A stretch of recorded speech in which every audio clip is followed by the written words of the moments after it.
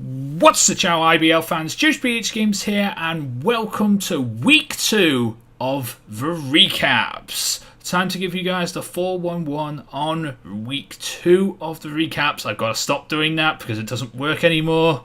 But anyway, of course I am not alone. What is poppin', fam? Spanik here, and we are here to kind of give you the TLDR version of week 2 of the IBL. There we go, that's better. Anyway, week 2 has been Week 2 is a very interesting week. It's been a lot closer than week 1 was, and people are starting to learn their mons. People are making transactions which are changing the entire game up, and of course, we got a new team. We do. Top has decided to leave us, unfortunately, and replacing him will be Phantombass, coach of the New York Cosmogs. And just one thing I would like to say, I hope the Cosmogs and the Metagross face each other during the year. I would like that too, but I'm not... Are they in 2 different conferences? But... I don't know. Well, we'll see. Sometimes you have inter-conference matchups. Anyway, let's get on with our first game. And speaking of it, let's go to the Metagrosses. So the New York Metagrosses went against the Chicago Cubchews. The New York Metagrosses brought with them Donphan, Mega Venusaur, Hooper Unbound, Primeape, Charizard, and Aquanid. And they came up against the team of Manaphy, Caesar, Megalopunny, Metagross, and Sylveon, and Wash too. What we saw in this matchup was actually kind of interesting. We saw Knockoff very early to get rid of Wash's leftovers. We also saw a burn very quickly on Venusaur, Toxic to Wash, and of course critical hit Earthquake to Caesar from Donphan. That was actually really cool to see. And eventually, we did see the thing that everyone doesn't want to see, which is Hooper Unbound sweep. And Hooper Unbound can sweep from anywhere. It doesn't need stats to sweep. It just can do the damage. And if it gets into a situation where it can do it, it will do it. Yeah, absolutely. Hooper Unbound is one of those mons that I know its weaknesses really, really bring it down, but its positives are really, it's either feast or famine. It's either going to get blown back or you're going to blow somebody back with it. And from the looks of the Metagross, it looks like they blew back the Cubchews with it. Nice choice banded Hooper Unbound this game. That's going to deal some damage. Damn right. I've got to admit, I was a little worried about bringing the big move, Hooper's signature move, Hyperspace Fury, but it seemed to pay off here Oh, with Hoopa's garbage defense stat as it is, Hyperspace Fury kind of is a no drawback move. I know the -1 defense, but it really doesn't matter. Base 60 defense, you're not taking any hit regardless. And that was a very good 3-0, as I've now made the layouts to state a big scoreboard kind of show of what's left. So, a good 3-0 there. And let's go to our next match. Next up, we have the Portage Herdiers taking on the Memphis Bewares. The Herdiers bringing Mega Kang, Scolipede, Latias, Ribombee, Rotom Heat, and regular Blastoise. While the Bewares have decided to pack Tapu Bulu, Druddigon, Lucario, Musharna, Greninja, and Mega Camerupt. Point out Greninja picking up nice 4 kills there. Now, even with Torrent, it's actually really, really, really good. Should not be slept on. And you can actually use Torrent to your advantage too. Like I'm seeing Chimpact use it now in the GBA very, very effectively. Damn right. And also, I do want to mention the fact that this team has changed quite a bit. The Memphis Bewares went through quite a few transactions to get to the team they have now. They don't have Mega Electric anymore. Mega Camerupt has replaced it, and Mega Camerupt did okay this week. It's not It is one of those low-tier megas that you don't really see that often, but it can work, and I've seen teams pick it before, and it does work pretty nicely sometimes. Yeah, Mega Camerupt actually has underrated bulk. That's really, really nice. And Bulu pairs nicely with Bulu because Bulu gives a grassy terrain recovery, and grassy terrain weakens the power of Earthquake, which really helps Mega Camel out because now it could start tanking Earthquake hits affected by grassy terrain. So Camerupt can still dish out hard hitting Earth powers just fine. So I like the addition of Camel here. It really pairs nicely with Bulu, and I think Musharna gets Trick Room as well, if I'm not mistaken. Yeah. Also, I want to mention this, something I wasn't expecting to see. Z Stone Edge and Rotom Heat living it. The Z Stone Edge from Tapu Bulu, I will admit, and it still lived it. I just don't know how. That is a bulky Rotom Heat. Axpa's death. There's no other set that probably would have lived that Tapu Bulu Continental Crush to the face. Damn right. Oh. Anyway, that was a 4-0 for the Bewares, and a very good one, actually. Greninja, definitely in the runnings from one of the weeks so far. But let's get on to our next match up. Where is it now? Oh, yeah. Okay, so the Marlboro Muttstails took on the Minnesota Monfernos. And the Marlboro Muttstails brought with them Pyro, Mega Gardevoir, Mandibuzz, Registeel, Lycanroc Dusk, Vaporeon, Nidoqueen, Frost... and their opponents brought with them Nidoqueen, Froslass, Jirachi, Zapdos, Kecleon, and Mega Blastoise. I cried at the end of this game. I cried. Damn right, I did too. Like, how you're not screaming at the end of that game, I had him, and that happens. This game demonstrates why I think Serene Gray should be banned. Damn right. Perfectly. I think it should be banned. If I had my own league, I actually would ban Serene Grace. I'm actually serious, I would.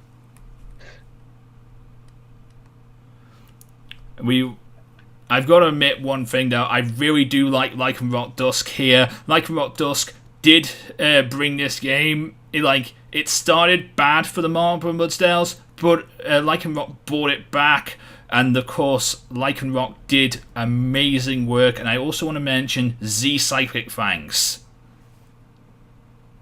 Zen Headbutt. It wasn't Psychic Fangs, It was Zen Headbutt. Oh, either way, Psycheism Z, powerful move from Lycanroc Dusk, and I love that.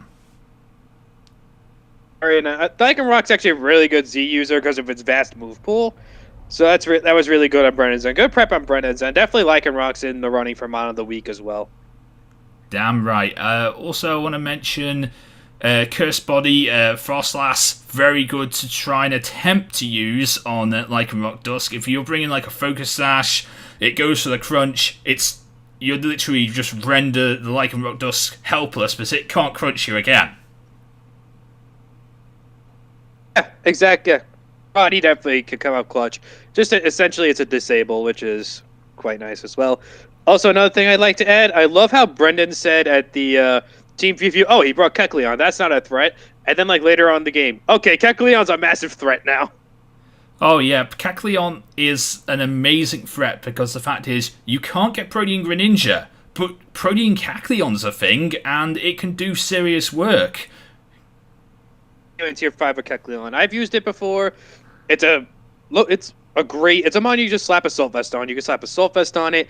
It sets up rocks, too. You could run it as a rocker.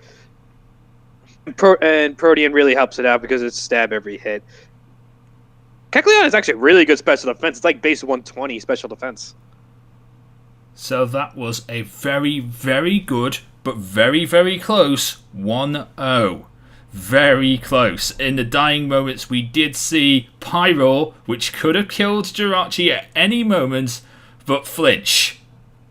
Not just once, but twice. And Pyro just couldn't do it, couldn't finish him off in the end. Good match. Let's get on to the next one. Next up, we have the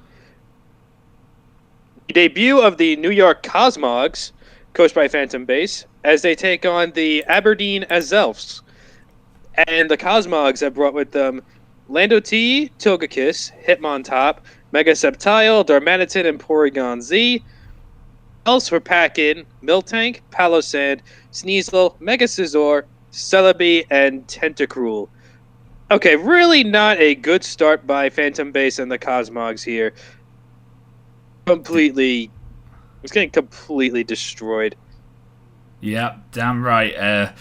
This week saw more of a different set from the Azelfs this time. I mean, I've seen what Darude can do with Palossand. It is a scary one to bring. It does do some serious work. I've also Sneasel did amazing work here with 3 kills, getting those ice shards off really quickly and destroying really nicely. I've got to also admit, Celebi, not as good as it was as last time, but it did do the work. It did do some work this week as well. Yes, it did. Yes, it did. Yes, it did. Celebi did work pivoting around, but really the key to this game was the hazard stacking by the Azelfs. Toxic Spice really whittled down Phantom's team very, very, very much, allowing Sneasel to just clean up late game. Damn right, and that was a good 5-0, but a very long match. 28 turns in the total of turns there. Good match though. Anyway, let's get on to our next one. Let's go to this one. This one. The Las Vegas Grenadiers of the NoivernNation took on the Kansas City Nidokings. And the Kansas City Nidokings brought with them Mega Altaria, Skarmory, Jolteon, Tisarena, Nidoking, and Sock against the Las Vegas Grenadiers, which brought Infernape, Garchomp, Primarina, Gargantua, Golbat, and Mesprit. Very, very interesting matchup here. Honestly, the burn to Skarmory very early was a very good thing from them. Also, I want to mention there was a heartbreaking moment in it when I saw Gunk Shot. That's it, Gunk Shot on Infernape missing. That was really heartbreaking to see that. Oh God, I hate it. I just despise hacks. I always did because I've always lost on hacks. But oh my God, Gunk Shot missing. Ow. And of course, I also want to admit, of course, we also saw that the fact is, it does mention on the layout that Infernape died, but no one got a kill for it, because it died to Flare Blitz Recoil. And that, to me, that means no one gets the kill.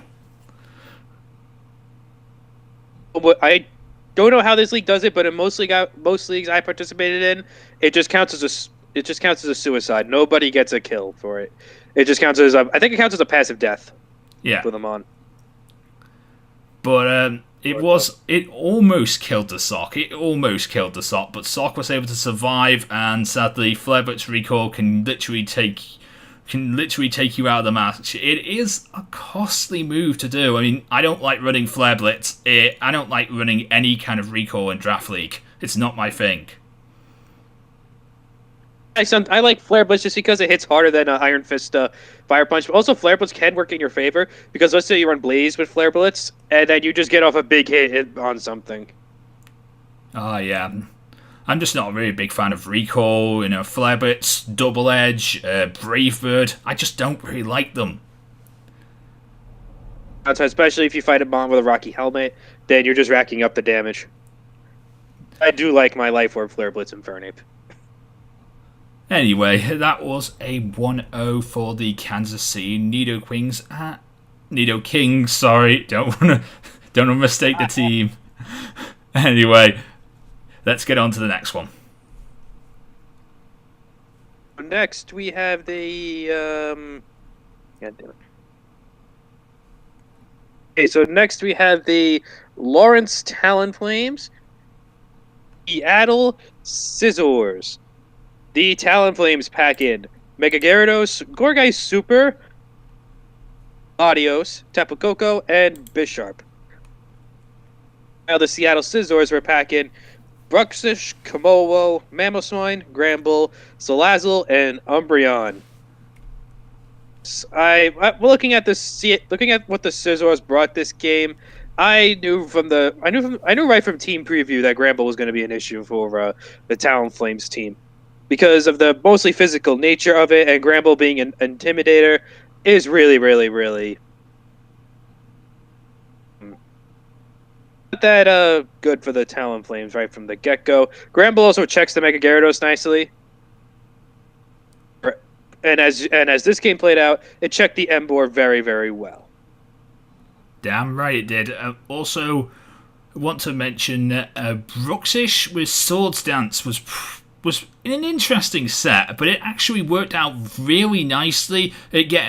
Getting off that Aqua Jet to take down the Emboar really, really well. And Bruxish is one of those ones you don't normally see, but it's interesting. I like it. There's just one plain question I just want to bring up. When the Talonflames had Latios in on the Umbreon, I really don't understand why he didn't just drop a Draco to kill the Umbreon. I just didn't understand why he would do that. Why he should have just dropped the Draco and killed the Umbreon right there. Because Umbreon stopped any chance of Mega Gyarados bringing this game back. He needed that mon out of here. Damn right. Umbreon is scary as hell. If you don't do something about Umbreon, you're going to lose to Umbreon. You will. Unless you're me and you crit it. Well, that's doing something about Umbreon. In a way. I just usually Toxic Stall the darn thing. Kind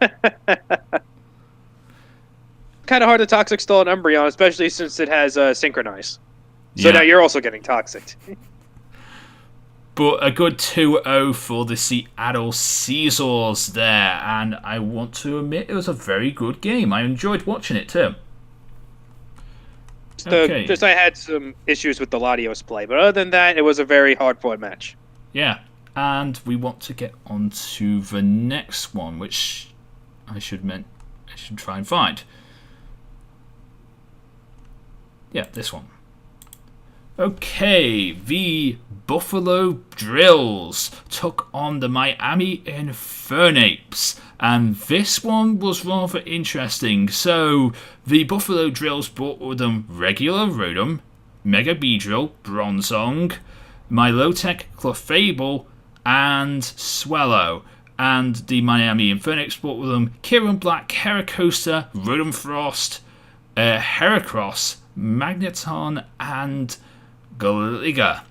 So what we saw from this match was basically why you do not want to accidentally let something set up on you, because you're thinking to yourself, this thing ain't going to do any damage to me, but then it starts doing damage to you, and of course that is Clefable. Clefable is one of those ones where you don't think it's going to do something, and then it does that thing because you didn't realise it's doing the thing.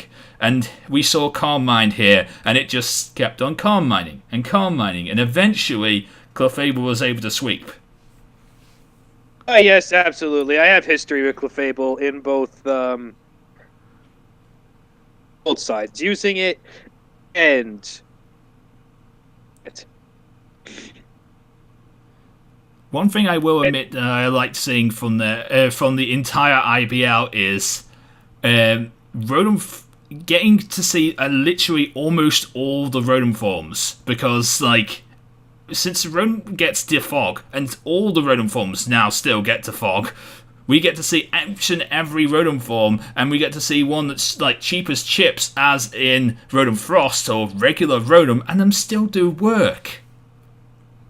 Absolutely. I'm actually using Rotom Frost in a league now, and I actually love it. Love it a lot. I don't have to worry about missing Blizzards because I made it a Z-Mon, so I just click Sub-Zero Slammer. Damn right, that is cool. That's probably even a cheap Z-Mon if you have like a Z budget and stuff like that. It was a PPL style draft, and yeah, it was like 4 points to make it a Z-Mon because the Mon costs 4 points. So Z-Mon, so in order to make it a Z, I would have to also use 4 points. Not bad. So that was a 5-0 sweeping there from the Buffalo Drills, but a good way to bring themselves back from week 1. Let's get on to I think this next one should be our final game. And we have the best name in league history, the Houston Hardens, taking on the MattOshea and his Montreal Milotics. The Hardens are packing Celesteela, Mechagalade, Arcanine, Crocodile, Togetic, and Gudra. Milotics are packing Excadrill, Tyranitar, Uxie, Fabio, Samurott, and Blaziken. Just would like to point out, Mega Ampharos, one of my favorite megas in League format. Oh yeah, that thing is good. It is.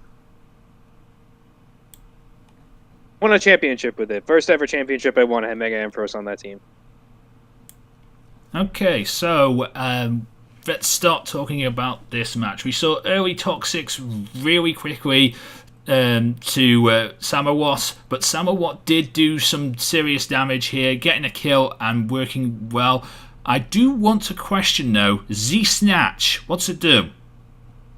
I think it gives you +2 speed and steals any other stat boost your opponents have. Oh, that's actually pretty cool then. I saw it and I thought to myself, like, what the hell is he doing? And then I realised and then because defensive Z moves, I don't understand them most of the time, but that's rather cool. It's +2 speed, and then let's say your opponent uses a Dragon Dance or something, you steal that Dragon Dance boost. Nice, very very nice. Well, yeah. But Tyranitar did live the Earthquake from the Crocodile and was able to finish him off with Ice Punch. So sadly, didn't really pay off for the Crocodile there. It really didn't. Z-Snatch Tyranitar, that's really... I didn't even know Tyranitar got Snatch. No, Crocodile got Snatch. Oh, it's Crocodile. Gotcha. Yeah. I saw this one. I saw it a long time ago. And Tyranitar just said, "Nope, I'm not dying." So takes him back with Ice Punch. And Tyranitar is really good. And also, I'd like to say, foul play on Uxie. Anytime you get up stat boost, foul play is a dangerous thing to deal with. So, of course, if you bulk up, if you swords dance, if you dragon dance, you're dealing with foul play, and foul play is scary as hell to deal with. And not only that, if you just have a high attack stat, like the Mega Galade here, at this base 165, it's going to do some damage. Damn right it is. But that was a 4-0, and it was a very good one too. I must admit, I almost thought the Hardens could have brought this one back, but sadly, they slipped to a 0-2 record. And a nice 4-0 win for the Milotics. Yeah, and is that week? I think that's it. The Montreal Milotics have a track record. They have never missed the playoffs in any league they are in. That is a very interesting stat, and let's see if they can keep it coming, because it's only week 2 so far. We've got 10 more weeks before we start talking about playoffs. Well, actually, you can talk about playoffs all through the season. It's just that when we got 10 more weeks until playoffs actually happen. But that was just an interesting tidbit. I've actually known it for a while, that he's never missed playoffs in any league he participated in. Nice. Anyway, so that is the recaps. If you enjoyed, leave a like, comment, and subscribe. That is all 8 matches that happened here on week 2. Week 3 looks rather interesting from the replays that I've already seen. There have been 4 matches in the bag for week 3 already played. A couple to still play, but let's see what happens in the rest of those matches too. And of course, go and check out our coaches, linked in the description below. And of course, keep your eyes on the IBL channel here, because there's lots of content coming on all the time for it. Yeah, absolutely. Also, my mon of the week is gonna go to the Lycanroc Dusk. I just think just the fact that it was able to bring momentum back to Brendan's side during that game after he sacked Vaporeon. It just brought back a lot of momentum to his side and should have helped him to win the game. Looks at Jirachi. Yes, should have helped. And of course, my one of the week, I'd probably say Clefable, actually. I've really liked how the Clefable played this week. Just, it sat there, it took hits, and of course, Calm Mind is always scary if you don't find a way to deal with it. So, sadly, that was a good Clefable set. Yeah, Clefable's always right. Gotta watch out for stored power sets, too. I've run those. Oh yeah, maybe there's an idea there too for a later week. We'll see that. Anyway, until next time, I'm JosephGames. And of course, he's go on. Guys, next week. Peace. See ya. Bye bye.